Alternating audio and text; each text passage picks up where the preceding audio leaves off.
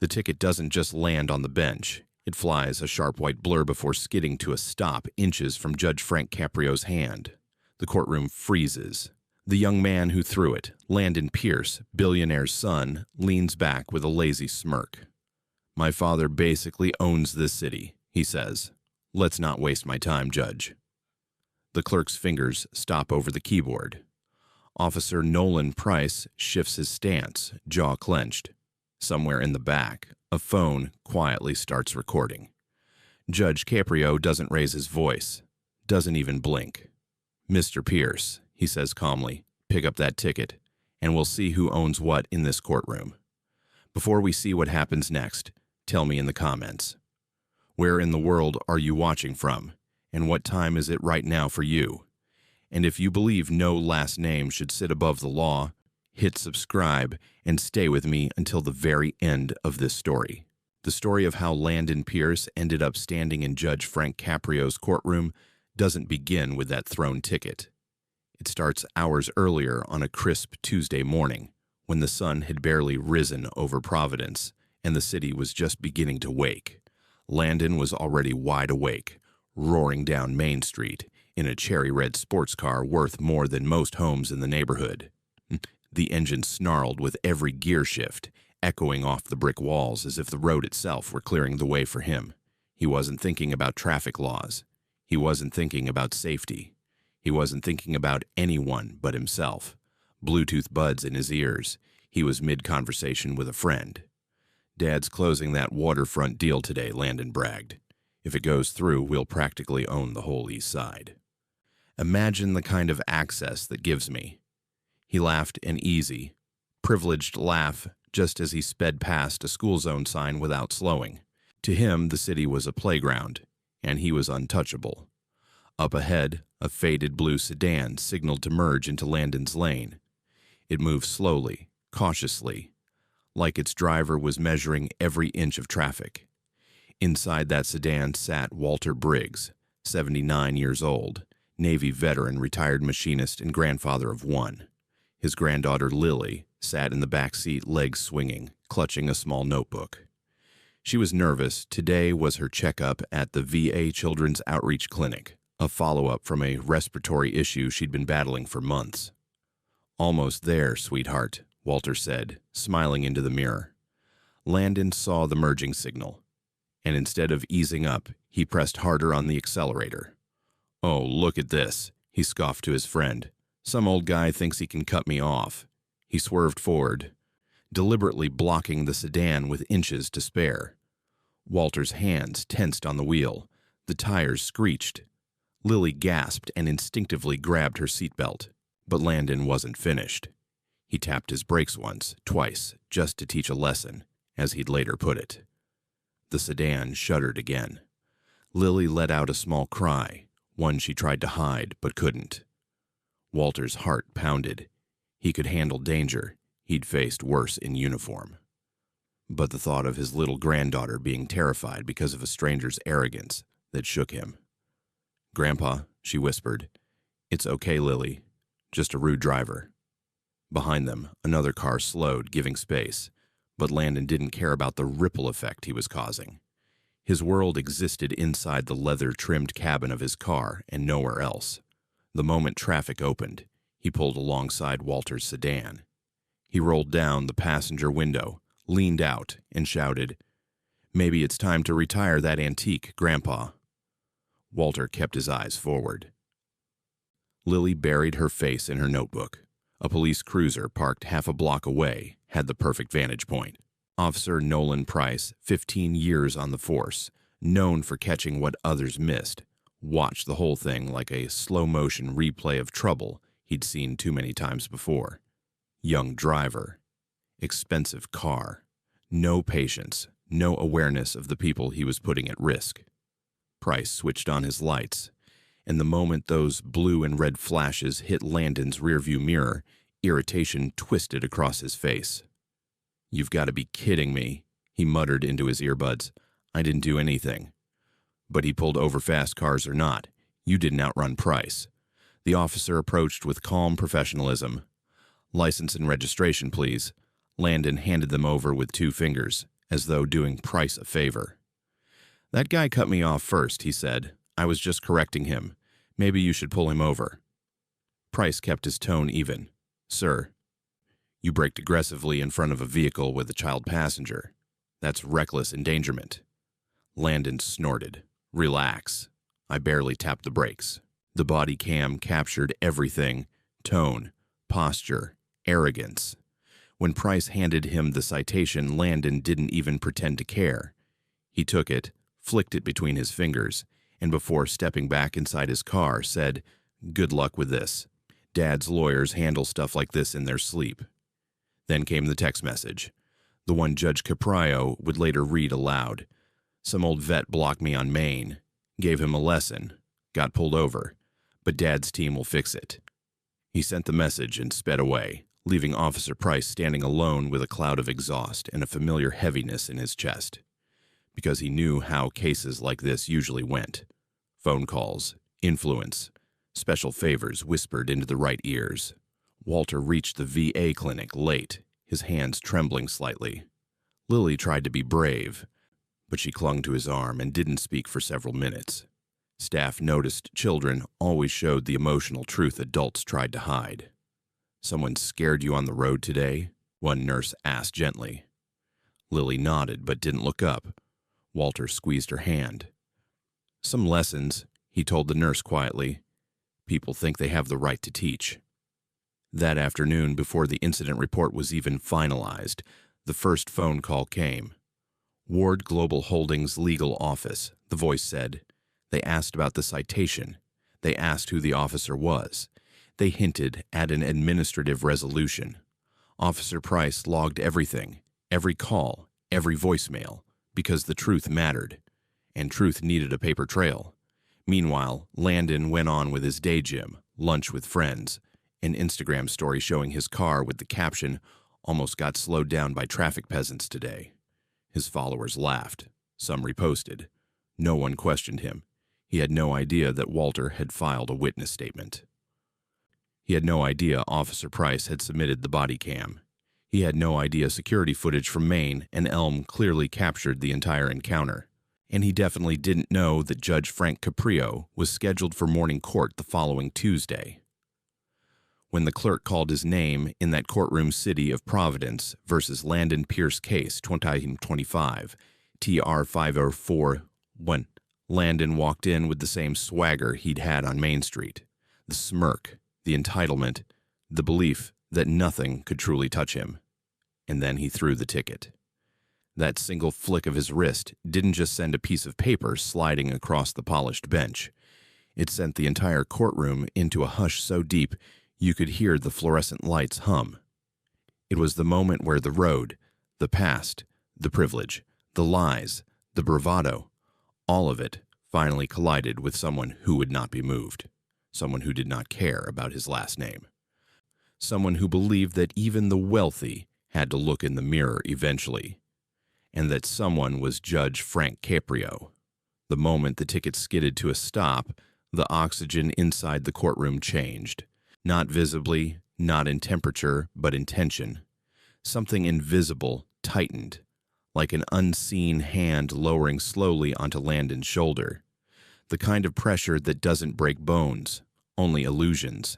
Judge Frank Caprio didn't touch the ticket, didn't look down at it, didn't let his expression shift even a fraction.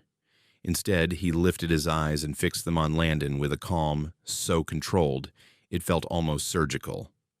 "Mr. Pierce," he said, "in this courtroom, people hand documents to the clerk. Properly." The silence grew heavier. Behind the bench, Ms. Delgado, the court clerk, kept her hands poised above the keyboard, frozen mid-keystroke. Her eyes flicked between the judge and the defendant, as if waiting to see whether the air itself might crack. "Pick it up," Judge Caprio repeated. Landon blinked, incredulous. "Are you serious?" Officer Nolan Price shifted slightly at the back of the room, the leather of his belt creaking. He'd seen this dance before, young men born with old money, convinced a courtroom was just another boardroom their fathers could rearrange. But even he felt the electric anticipation now pulsing through the room. "Pick it up," the judge said again, his tone unchanging. It wasn't a request. It was a verdict. A few seconds passed. Then 5. Then 7. A spectator in the second row whispered, "He's going to get himself arrested," before his wife elbowed him silent. Finally, Landon huffed through his nose, bent down, and snatched the ticket off the bench. He handed it to Ms. Delgado with stiff fingers. "Thank you," she whispered, though her eyes said something else entirely. "You have no idea what you've just walked into." Judge Caprio nodded once. "Let's proceed." Ms. Delgado cleared her throat, regained her composure, and began reading the charges. Case 2025 TR 5041, City of Providence versus Landon Pierce. Charges include reckless driving in congested traffic, creating a hazardous situation involving a child passenger, verbal harassment of another driver, and disorderly conduct within the courtroom. Landon rolled his eyes so hard it was almost theatrical. "My lawyer can take care of this." Right on cue, a woman in a charcoal suit stood. Samantha Cho, mid-30s, unfailingly composed, a reputation for smoothing over trouble for wealthy clients. "Good morning, Your Honor," she said. "We are prepared to pay the appropriate fines and close this matter. My client regrets any misunderstanding." Judge Caprio held up a hand. "Miss Cho, courtrooms handle facts, not transactions. Please sit." Her mouth tightened. She sat. Landon's smirk reappeared, just a flicker, but enough to irritate the air again. "Mr. Pierce," the judge continued, "would you like to explain in your own words what happened on the morning of November 3rd? Landon shrugged, like the weight of the world was a minor inconvenience. "Some guy tried to cut me off. I tapped my brakes. He overreacted." "You tapped your brakes in front of a vehicle carrying a child," the judge corrected. "I didn't know there was a kid. And he shouldn't even be driving if he can't handle a little." The judge raised one eyebrow. Officer Price stepped forward. "Your Honor, if I may, I brought the body cam footage as requested." Ms. Delgado tapped a key, and the courtroom monitor crackled to life. There was no dramatic music, no slow-motion replay, just real, unfiltered reality. First came the footage from Main Street, captured by a mounted traffic camera. The silver sports car cutting sharply into Walter's lane. The old sedan braking hard. The second brake check, so abrupt the back tires of Walter's car skidded for a fraction of a second. Even Lily's terrified face was visible in the back seat. Her notebook clutched like a shield. A murmur rippled through the courtroom. Landon crossed his arms, leaning back, as though bored. He was pretending not to care, but the slight twitch in his jaw betrayed him. Then came the audio. Static. A click. Price's calm voice. "Sir, I need your license." And Landon's recorded reply, dripping with disdain. "Some old guy shouldn't be driving anyway. Good luck making this stick." The clip ended. Judge Caprio waited a full 5 seconds before speaking. Those 5 seconds felt like the longest minutes of Landon's life. "Mr. Pierce," the judge said softly, "did you make that statement?" Landon shrugged again, a habit he didn't know was digging his own hole. "I was frustrated." "That is not a denial." The judge leaned forward slightly. "I'll ask again. Did you say it?" "Yes." "And did you brake intentionally in front of Mr. Briggs's car?" Silence. 2 seconds. 3. "Yes." "And did you yell at him?" Another pause. "Yes." Each yes landed like a weight being placed on the bench piece by piece, forming a structure built from nothing but the defendant's own words. But the judge wasn't finished. "Ms. Delgado," he said, "please read the communication log." She lifted a printed sheet. 3 phone calls from the Pierce family's legal office were received. 2 requests for administrative dismissal. 1 voicemail stating, "Mr. Pierce would like this matter resolved quietly to avoid unnecessary complications." The courtroom sucked in a breath. Samantha Cho stiffened. "That request," she began, "was not authorized by my client, Miss Cho," Judge Caprio said. "Your client sent a text message at 10:37 a.m., the same morning saying, 'Dad's team will fix it.'" Ms. Delgado read it aloud. The words echoed in the room like a confession. Landon swallowed hard. For the first time, his confidence cracked fully open. Judge Caprio let the room settle before speaking again. "Mr. Pierce," he said, his voice low but carrying, "you endangered a child, disrespected an elderly veteran, disregarded the safety of the public, mocked a police officer, attempted to weaponize your father's influence, and then disrespected this courtroom." He paused, letting every word sit. "This is not a misunderstanding. This is a pattern." Narrator voice soft, barely breaking the fourth wall, whispered through the moment. "If you've ever seen someone mistake privilege for immunity, keep watching." Judge Caprio folded his hands. "We are far from done here." Landon's throat tightened. He straightened unconsciously, as though bracing for impact. And yet the impact that was coming was not what he expected. It would not be a fine, not a suspension, not even a lecture. It would be something far heavier, something that couldn't be paid off, argued down, or swept away by power, a reckoning.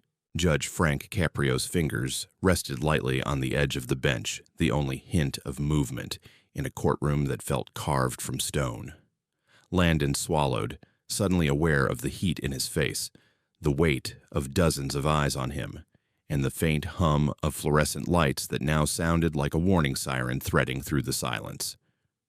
"Mr. Pierce," the judge began, "before I give any ruling, we will establish the full truth without filters, without influence, and without your father's legal shadows." He nodded to Officer Price. "Bring forward the witness statement from Mr. Walter Briggs." Officer Price stepped toward the bench and handed the document to Ms. Delgado, who read aloud. Driver of aggressor vehicle appeared younger than 30. Performed abrupt brake check maneuver twice. Passenger, minor child, female, visibly frightened. When I pulled to curb, aggressor leaned out window, laughing, yelled, "Maybe retire that antique, Grandpa." Behavior seemed intentionally provocative. She finished. Silence followed. A flicker crossed Landon's expression, something between discomfort and disbelief that such simple handwriting on a yellow form could carry so much weight. Judge Caprio leaned back slightly. "Mr. Briggs is 79 years old, a Navy veteran. He was driving his granddaughter to a medical appointment at the VA clinic. Did you know that?" Landon shook his head. "No."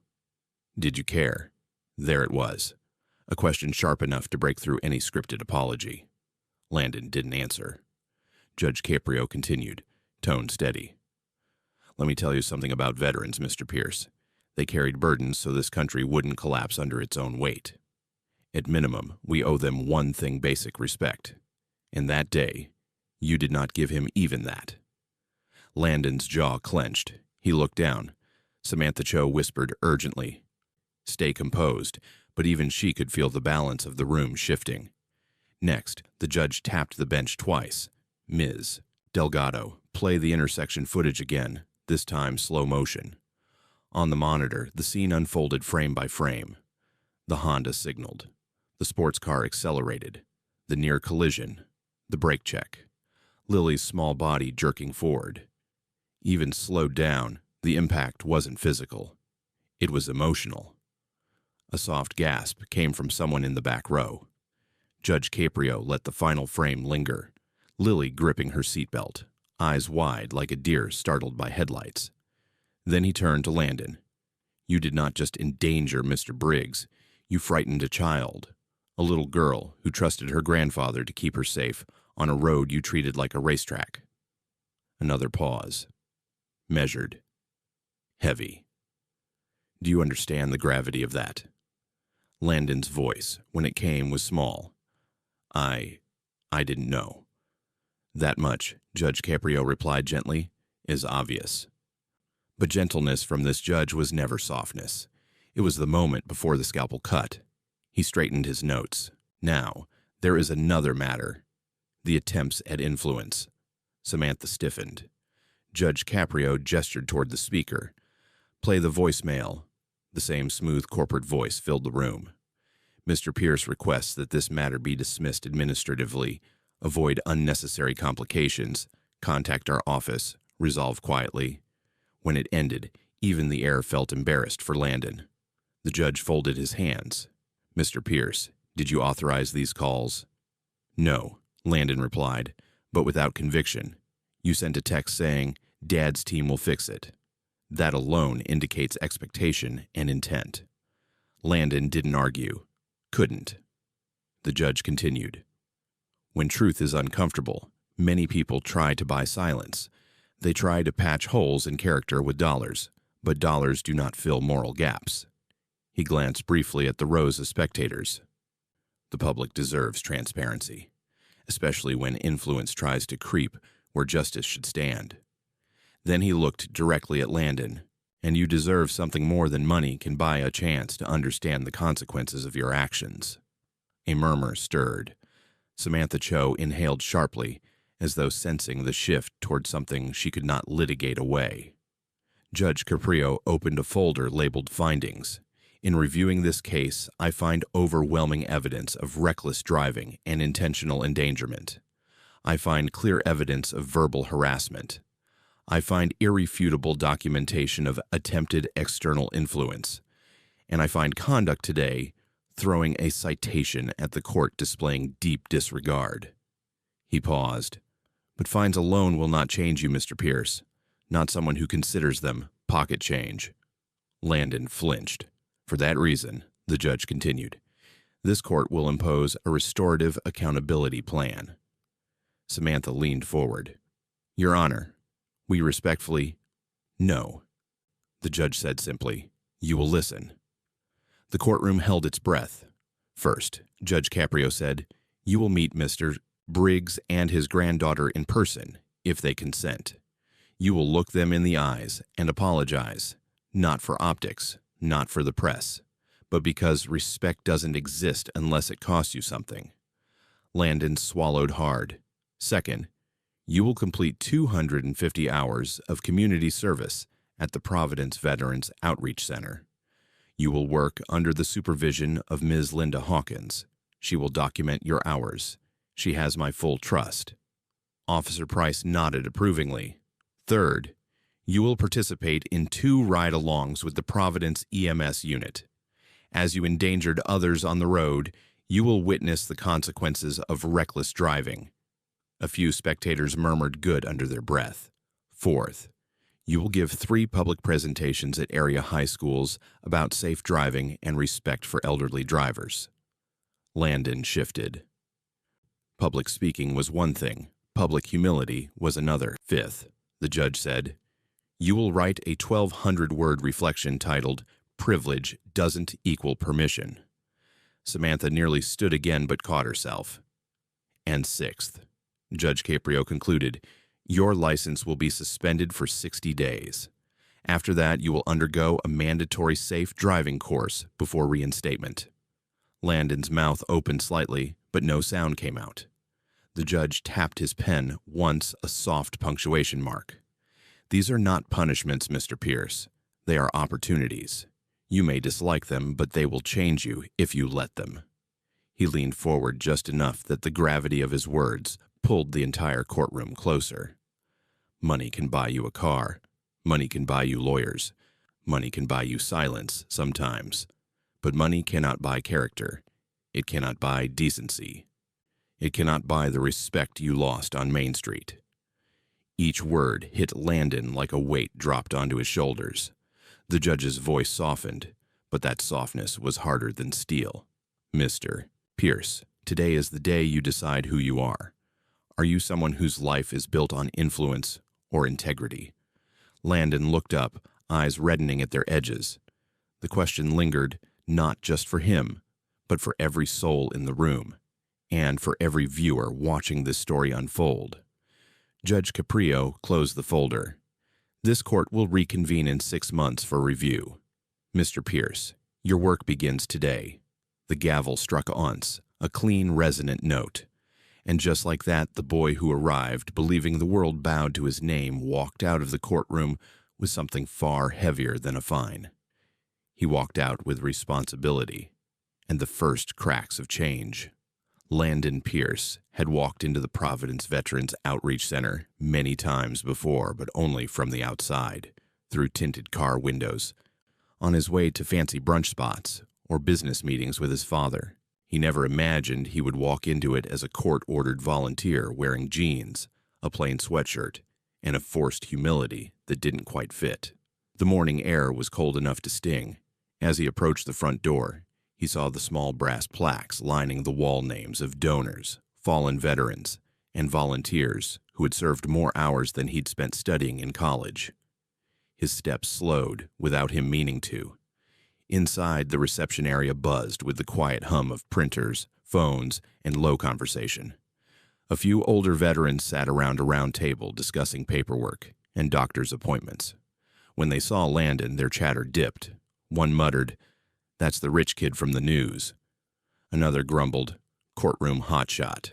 A third said flatly, "Let's see if he actually works." The words hit harder than Landon expected. Then he saw her, the woman Judge Caprio had mentioned, Ms. Linda Hawkins, coordinator of the center, former Air Force sergeant, mid-50s, posture straight as a flagpole. Her expression didn't carry disdain, just evaluation. "You must be Mr. Pierce," she said, extending her hand. "Court-ordered volunteer, starting today." Landon nodded, shaking her hand. Her grip was firm enough to make him wince. "Let's be clear," Linda continued. "You're here to work. Not to pose for photos. Not to wait out the clock. You have 250 hours to complete. We log everything. Understood?" "Yes, ma'am," Landon replied. She raised an eyebrow, surprised by the ma'am. "Good. You'll start at the phones." She led him to a desk with a slightly sticky surface and a stack of papers so high it could qualify as a structural hazard. "This is the transport coordination line. Veterans call when they need rides to VA appointments. You'll answer, log the request, schedule the ride, and treat every caller with respect." Landon exhaled, sat, and put on the headset. The phone rang almost instantly. "Providence Veterans Outreach. This is Landon," he said awkwardly. "Landon. Speak up." "I'm old, not psychic," came the voice of a gruff Vietnam vet named Harvey. For the next 20 minutes, Landon strained to understand him through crackly audio, background noise, and the man's insistence that every doctor in Rhode Island is plotting against his schedule. By the time he hung up, he felt like he'd run a marathon. Linda glanced at the file. "You logged his appointment wrong. He's going to the VA pulmonary clinic, not general practice." Landon reddened. "Sorry." "I misheard. You didn't double-check," she corrected. Her tone didn't rise, but it hit its mark. Phone after phone, hour after hour, Landon fumbled. He entered wrong times, mixed up addresses, forgot to ask follow-up questions. Veterans grew frustrated. A few hung up. One threatened to come in and show him how to use a phone like it's 1978. Landon rubbed his temples. He felt the humiliation bubbling inside. "I'm not stupid. Why is this so hard?" Every mistake echoed. Every correction stung. Every annoyed sigh from a veteran felt like another verdict. By lunch, he was exhausted, but he still had 4 hours to go. That evening, as he left the center, he pulled out his phone out of habit planning to text his friend about how ridiculous the whole experience had been. But then he remembered Lily's frightened face on the courtroom monitor. He lowered the phone. For the first time, he didn't want to brag. He didn't want to explain. He just wanted the day to be over. 2 days later, Linda pulled him into her office. "You're not here to look busy," she said. "You're here to help. So we're changing your assignment." Landon secretly hoped she was moving him somewhere easier. He was wrong. "You're coming on a ride-along tonight," she said, "with the Providence EMS unit. I want you to see what happens when drivers think their time matters more than safety." Landon's stomach dropped. "Do I have a choice?" She looked at him steadily. "No." The ambulance garage smelled of disinfectant and diesel. Paramedic Jordan Bell, rugged, calm, mid-40s with tired eyes, greeted him with a nod. "You're the VIP volunteer," Jordan said dryly. "Great, let's go." The shift began quietly. A few minor calls, a sprained ankle, a dehydrated older woman. Nothing dramatic.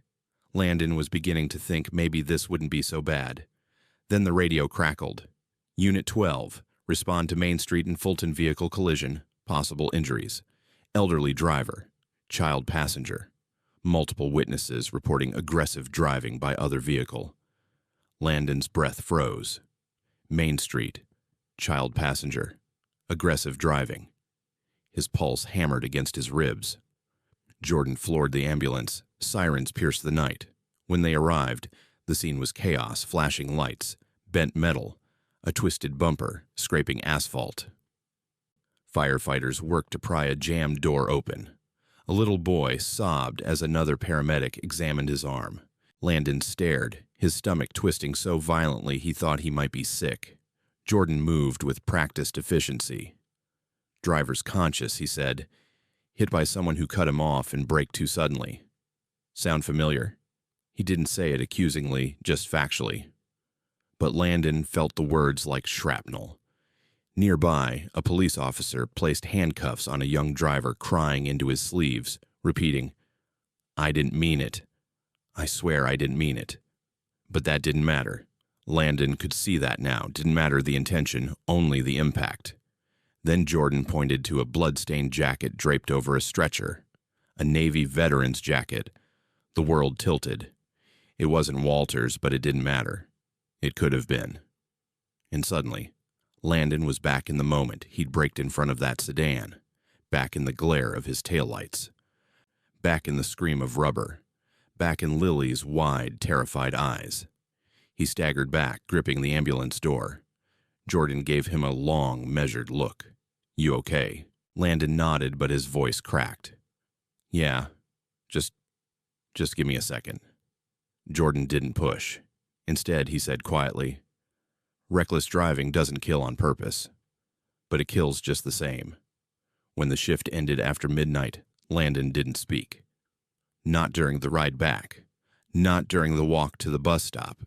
Not during the lonely ride home sitting among strangers who had no idea that the young man in designer sneakers had just watched his life reflected back at him, distorted, dangerous, and painfully real. He got home at 1:47 a.m. He didn't sleep. He replayed everything. Walter's face, Lily's pencil, trembling in her hands, the blood on the jacket, the boy crying in handcuffs, Judge Caprio's words, "Money cannot buy character." He covered his face with both hands. For the first time since the incident, he whispered aloud to an empty room, "I could have hurt them. I really could have." The next morning, he returned to the center early. Way early, before Linda arrived, before the doors even opened. When she walked in and saw him waiting, something in her expression softened, just barely. "You're early." "I'm ready to work," Landon said quietly. For the first time, it wasn't an act, not a performance, not a requirement, just honesty. Linda nodded once. "Good. Then let's get started."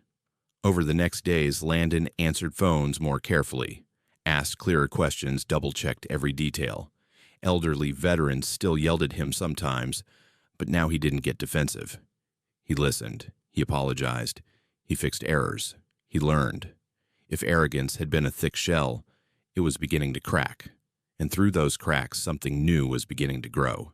Not pride, not panic, but understanding. He didn't know it yet. But this was the first step toward the moment that would change everything, the moment he would stand face to face with Walter Briggs himself. And that moment was coming soon. Very soon. By week 4, something in Landon had shifted, not enough that he noticed it fully, but enough that others did. The swagger was fading. The signs of annoyance were disappearing. His posture was differentless, defensive, more grounded. When veterans snapped at him over the phone, he didn't roll his eyes anymore. He listened. He repeated information back to them patiently. He learned their patterns, their voices, their quirks. Even Harvey, the crankiest caller known to humanity, grunted one morning, "You're getting faster, kid," before hanging up without waiting for a reply. From Harvey, that counted as a standing ovation. But Linda wasn't impressed easily. She watched him with the careful eye of someone who had spent decades separating sincerity from performative compliance. One morning, after observing him handle a chaotic three-call pileup without snapping, she stepped up beside him. "I'm moving you to a new task," she said. Landon blinked. "Did I mess up again?" "No," she said. "You're ready for the next step." She led him to a small room with 6 computers lined against the walls, each with an elderly veteran seated in front of it, poking warily at their keyboards like the machines might bite. "This," she said, "is Digital Literacy Day." A frail woman with trembling hands raised her voice. "Linda, my portal login vanished again." A man with a Vietnam cap tapped his monitor. "Why does everything need a password?" "Back in my day, I know, Eddie," Linda said. "We're working on it." She turned to Landon. "Your job is to teach them how to access the VA portal. Patiently, clearly, gently." Landon inhaled slowly. "I'll try." "Don't try," she said. "Do." He nodded.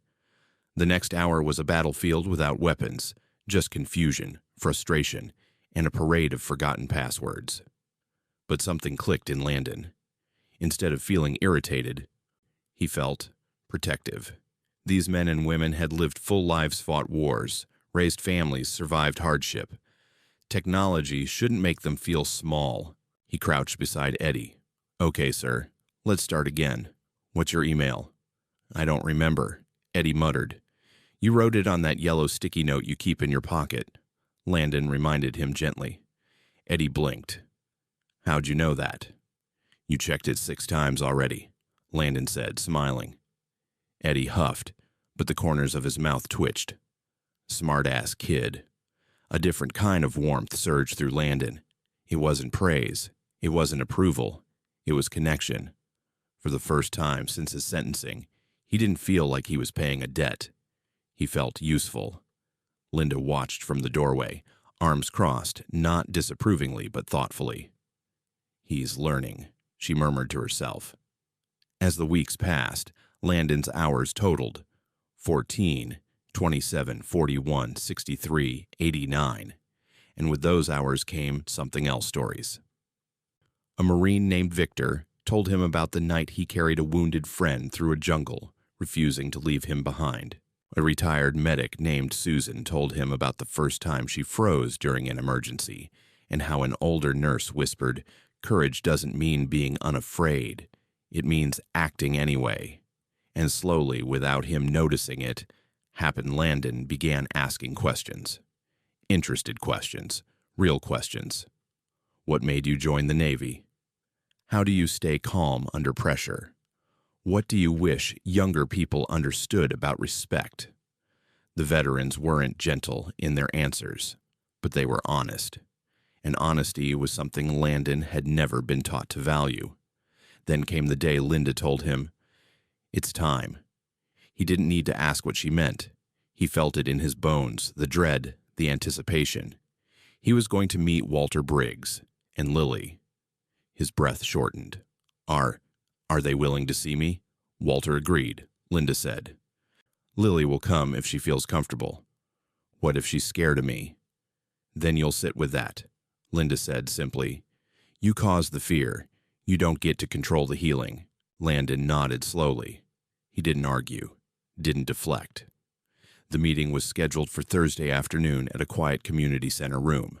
When Landon arrived, he stopped in the doorway. Walter Briggs sat at the table, back straight, despite the cane leaning against his chair. The Navy hat on his head looked older than Landon. His face was lined, weathered, but steady like a man who had seen storms far worse than this one. Next to him sat Lily. She was holding the same notebook from the day of the incident, its edges worn. She wasn't trembling now, but she wasn't smiling either. Linda stood in the corner, as a silent witness. Landon swallowed hard, then walked in. "Mr. Briggs." "Lily," he said softly, pulling out a chair, but not sitting until Walter nodded permission. He lowered himself slowly, palms sweating. He looked at Lily first, not because she was less intimidating, but because she was the one he had frightened the most. "I'm sorry," he said, his voice tightening. "I'm sorry for what I did that day. I scared you. I put you in danger. I acted like the road belonged to me. It didn't. It never did. Lily kept her eyes on her notebook. You yelled at us, she whispered. I know, Landon said. And I was wrong. You called my grandpa names. Yes, he said, his voice cracking. I did. And I shouldn't have. You braked on purpose, she said, still not looking up. Yes, he whispered. I did. She finally lifted her eyes. Why? It wasn't said angrily, just confused. The way children ask questions adults can't hide from. Landon drew a shaky breath. Because I thought I was more important than everyone else on the road. Because I thought being in a hurry made me right. Because I thought nothing bad would ever happen to me. He looked down. But something bad could have happened to you. Because of me. Walter studied him. Eyes narrowing not in cruelty, but in precise moral judgment. Finally, Walter spoke. You meant what you said that day? Yes, Landon said quietly. I did. You meant the brake check? Yes. You meant the yelling? Yes. And now? Do your words mean something different today? Landon lifted his gaze. I don't expect you to forgive me. I don't deserve it. But I am changing. I want to change. And I'm learning every day what respect actually means. A long silence. Then Walter leaned forward. Respect, he said, is not something you give because someone demands it. It's something you give because they earned it long before you ever stepped on the road. Landon nodded. I know that now. Walter exhaled, a weary but honest breath. Good. Then he held out his hand. Landon stared at it stunned. He reached out, gripping Walter's palm with both hands like a lifeline. Lily wasn't ready for a handshake, but she closed her notebook and said quietly, I don't feel scared of you anymore. That alone nearly broke him. Linda wrote a note in her log without looking up. Apology delivered. Accountability rising. After that day, Landon worked differently. Not to complete hours, not to satisfy the court, not to prove anything to his father, but because the work mattered. He helped coordinate Thanksgiving meal delivery to 40 homebound veterans. He stayed late reorganizing outdated files. He learned how to assist veterans navigating complex benefit forms. He even memorized the birthdays of the 6 veterans who visited the center most often. And when Eddie finally managed to log himself into the VA portal without assistance, he slapped Landon on the shoulder and exclaimed, Well, damn, maybe these fancy kids can learn after all. Landon laughed for the first time in weeks. Because for the first time in his life, the compliment felt earned. At home, he began drafting his first high school presentation, not for the assignment, but because he had something real to say. He wrote the opening line 3 times before settling on the version that felt true. 6 months ago, I thought I was teaching an old man a lesson. Turns out the lesson was meant for me. He sat back in his chair, reading it once more, and for the first time he wasn't ashamed of the truth. He was ready to share it, even ready to be changed by it. What he didn't know was that his presentations would reach hundreds of students, and that one of them would record a speech that would go viral. But that came later. For now, Landon Pierce finally felt what he had never felt before. Responsibility, purpose, and the first true sparks of character. The auditorium at Hope High School smelled like every school auditorium in America, old wood, floor polish, and the faint, lingering scent of teenage nerves. Nearly 100 students filtered into their seats, buzzing with the kind of energy unique to people forced to attend a mandatory assembly. Most didn't know who the guest speaker was. A few had seen his photo circulating online. One whispered, "That's the rich guy who yelled at a veteran." Another snickered, "Bet he's here to do the whole 'I've changed' thing." Landon heard all of it from backstage. Months earlier, those comments would have ignited a spark of indignation in him, anger, defensiveness, excuses. But today they simply tightened something in his chest. Not because he felt misunderstood, but because they were right. He had been that guy. He stepped out when the assistant principal nodded. The room quieted, not out of respect, but out of curiosity. He stood at the podium, staring at rows of young faces waiting to be either impressed, bored, or entertained. He swallowed, leaned into the microphone, and began. My name is Landon Pierce. 5 months ago, I thought the road and the world belonged to me. Then I nearly terrified a little girl, disrespected her grandfather, and embarrassed myself in front of a judge who didn't blink when I threw a ticket at him. Soft laughter rippled, but not cruelly, more like disbelief. Landon continued, I'm not here to make excuses. I'm here to tell you what happens when you think your time, your anger, your ego matters more than someone else's life. He paused. He hadn't rehearsed it this way, but truth had a rhythm all its own. He shared everything. The near collision, Lily's frightened eyes, Officer Price's recording, Judge Caprio's silence, the ride along with the EMS team, the veteran's bloody jacket, the apology to Walter. He didn't dramatize. He didn't exaggerate. He didn't try to look like a hero. He just told the truth raw, unvarnished, uncomfortable. When he finished, a long hush settled over the room. He expected polite applause, maybe a few claps, maybe none. Instead, a girl in the front row raised her hand. Did your dad try to get you out of it? She asked. He didn't hesitate. Yes, he said. He made calls. His legal team tried to resolve it quietly, and Judge Caprio read those calls out loud in court. He said the words, influence arrived before remorse did. And he was right. Whispers erupted. A few students nodded, impressed. Others looked surprised, maybe at the honesty, maybe at the courage to admit it publicly. Another student asked, Are you still scared to drive? Landon thought about that. Sometimes, he said softly. But fear isn't always bad. Fear reminds me to slow down, to check my anger, to remember that other people have destinations too. Fear keeps me human. This time, applause did break, out unprompted, sincere, scattered, but real. And then something unexpected happened.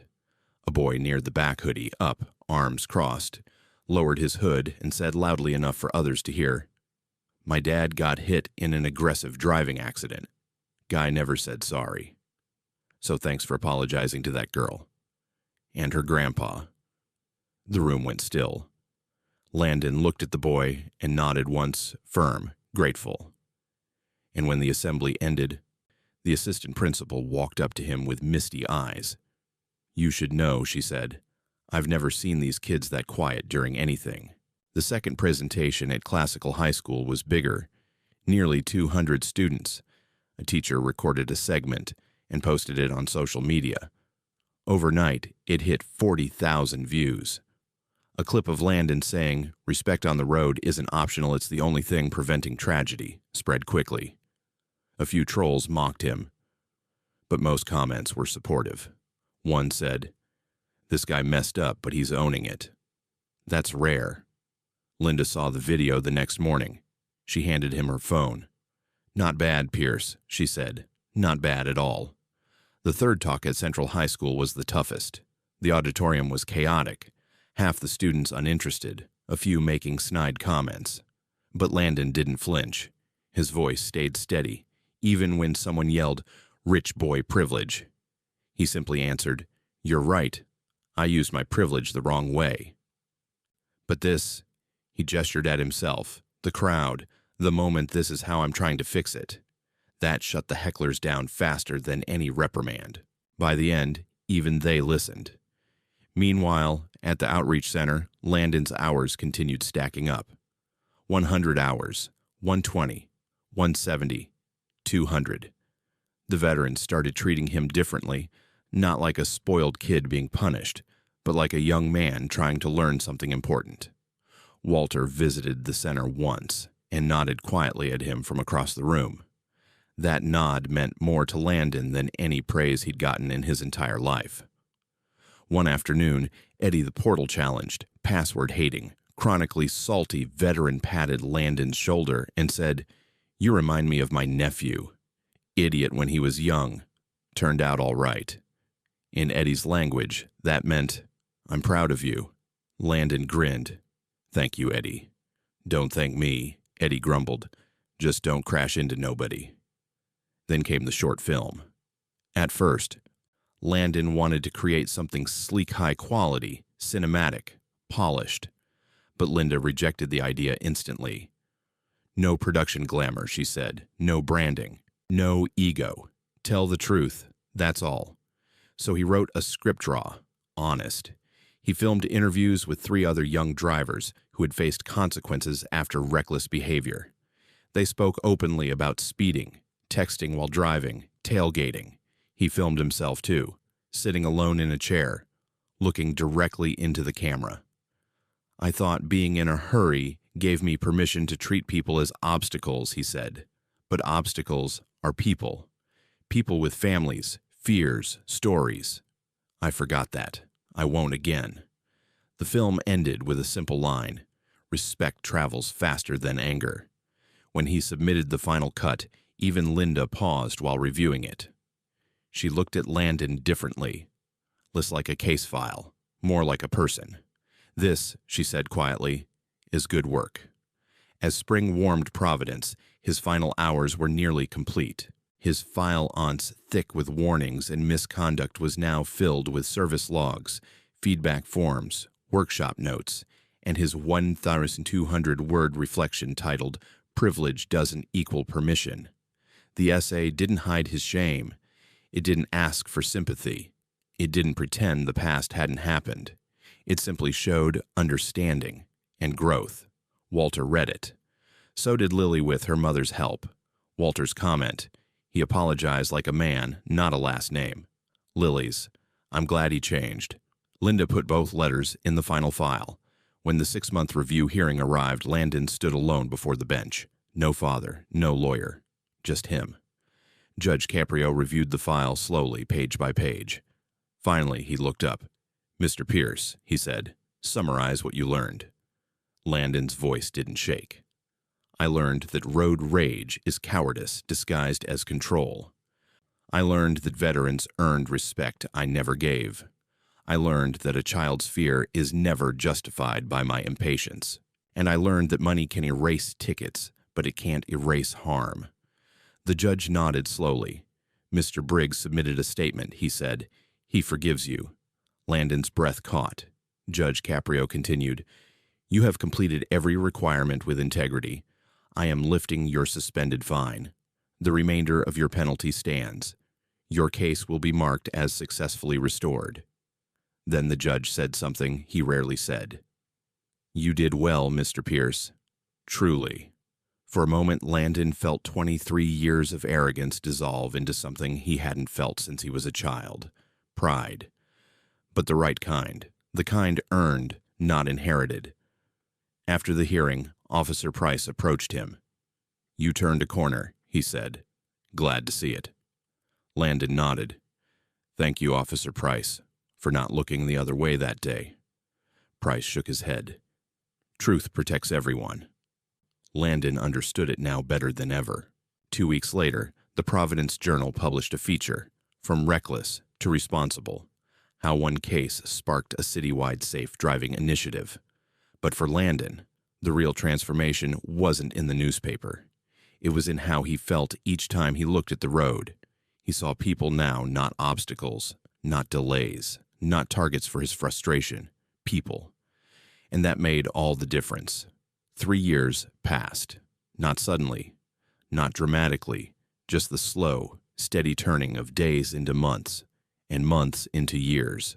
Seasons changed over Providence. Buildings went up, neighborhoods shifted, generations of students graduated from high school, and in that time, something else changed too. Something quieter, something deeper. Landon Pierce. He no longer sped through Main Street in a roaring sports car. He no longer felt the need to win every moment. And he no longer believed the world owed him anything because of who his father was. These days, Landon woke earlier than he ever did when he was the entitled kid who braked in front of Walter Briggs's car. He walked to work instead of driving, enjoying the calm rhythm of a city waking up. He passed the hospital, the cafe his father once invested in, the community center where he had first sat across from Walter and Lily during their apology meeting. Now, he worked full-time at the Veterans Outreach Center as a community coordinator, the same place he'd once entered as a court-ordered volunteer, the same place that had cracked him open and allowed something new to form. He wasn't there because the judge ordered it. He wasn't there because he wanted to restore his image. He was there because the work mattered, because he mattered inside the work, and because every now and then, a veteran would tell him something that made him stand straighter. "You're a good kid, Pierce. Didn't expect you to stick around. You're one of us now." Those words meant more than anything money could have bought. Meanwhile, the program he helped develop, Road Respect Initiative, had spread to high schools, driver's ed programs, and community workshops throughout Rhode Island. His short film, once just a court requirement, had been shown to tens of thousands of teen drivers. Teachers praised it for being raw, honest, and human. Students wrote emails, hundreds of them, saying things like, "I never realized how much a few seconds of anger can ruin lives. I showed your video to my mom. She cried. Thank you for being honest about what you did. I won't forget it." Landon read each message carefully. Some he printed and kept in a drawer at home. Not because he wanted praise, but because he wanted reminders of the person he was trying to become. Change wasn't a finish line. It was a constant choice. It was around that time that Judge Frank Caprio announced his retirement after nearly 4 decades on the bench. Providence buzzed with emotion, gratitude, reverence, nostalgia. The city planned a ceremony to honor him, celebrating his career built on compassion and accountability. Landon received an invitation. He reread it 5 times. Then he set it on his desk, feeling something he couldn't quite name. Not fear, not anxiety, something more like gravity. The man who had once spoken the words, "Money can buy cars, not character," now wanted him present on the biggest day of his judicial life. Landon ironed his shirt carefully the morning of the ceremony.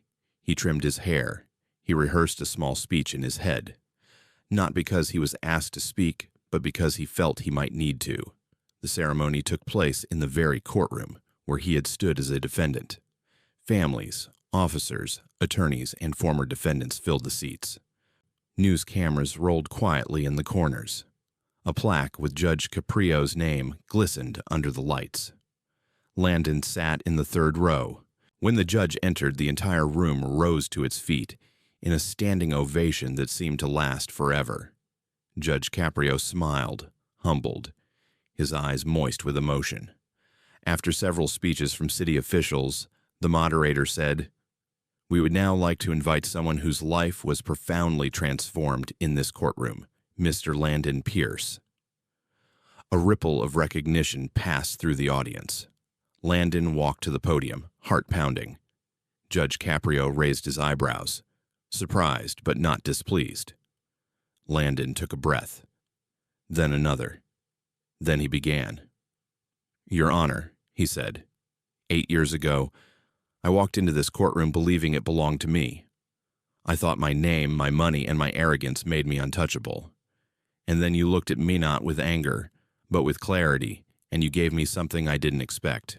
He paused. "You gave me a choice. Not between guilt and innocence, not between paying a fine or walking away. You gave me a choice between staying the person I was or becoming someone better." The room was quiet. "You gave me responsibilities instead of punishments, opportunities instead of shortcuts. You forced me, for the first time, to look beyond myself, to see the people I hurt, to understand that respect is not a transaction, but a way of living." He swallowed, steadying his voice. "You changed my life, Judge Caprio, and I am not the only one. Thousands of young drivers, veterans, and families have been impacted by the programs you inspired. And every time I help a veteran sign into their portal, or give a school presentation, or run a community workshop, I know I am carrying a piece of your example forward." He looked directly at the judge. "You didn't punish me. You restored me. and I will spend the rest of my life honoring the chance you gave me." Judge Caprio blinked slowly, moved in a way that was hard to hide. The audience rose in applause once again, but this time not for the judge, for a man who had once been a reckless kid.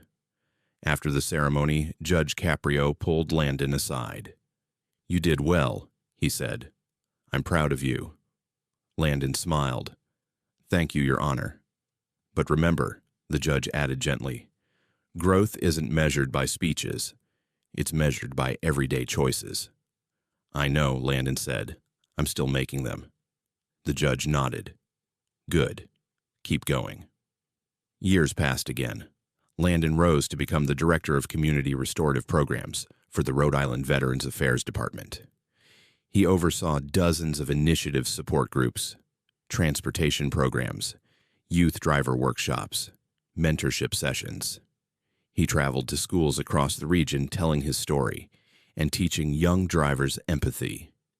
He visited Walter every other Tuesday for coffee.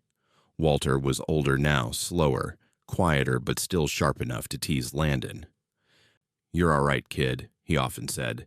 "Didn't think that when your bumper was trying to climb into my trunk." Landon laughed every time. Lily grew up to be a confident teenager who rolled her eyes at everything, but not at him. Never at him. She once told him, "You're the reason I'm not afraid of the road anymore." That sentence stayed with him for months. 20 years after the incident, Landon stood once again in the old courtroom, this time as a guest speaker for a group of young defendants beginning their restorative justice program. He looked around the room, thin walls, scratched desks, old benches, and memories. He started simply, "20 years ago, I stood where you're standing. I thought I was better than everyone else. I thought consequences were for other people. You may feel that way too. But I'm telling you, this is the moment your life can change. One choice, one apology, one act of humility. That's all it takes to rewrite your story." They listened. Not because he was important, but because he was proof that redemption isn't fiction. It's work. When the session ended, he lingered alone for a moment at the bench. He placed a folded note on the polished wood. "Your Honor, thank you for believing I could change. I still am. Landon." Then he turned off the lights and stepped out of the courtroom, letting the door close quietly behind him.